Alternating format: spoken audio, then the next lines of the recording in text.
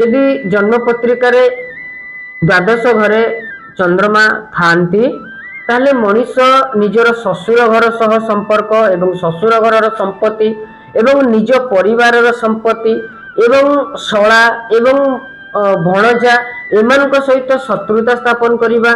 एवं तांकर संपत्ति को नष्ट करने एवं निजर संपत्ति को मध्य नष्ट करने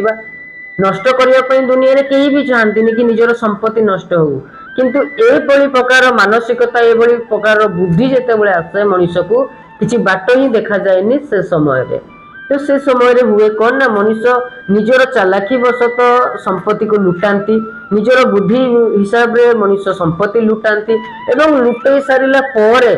मनीष साधु फकीर बेस हो जाती। हाँ आज्ञा आपण मान को आश्चर्य लगुव कि एत सब करला मनीष साधु फकीर महात्मा केमती हो जाती तार कारण होउची मनीष जो तृष्ण हो जाए मनीष जिते वितृष्णा भाव आसी जाए ए दुनिया से समय से भावे कि दुनिया रे केही भी नांती पकांती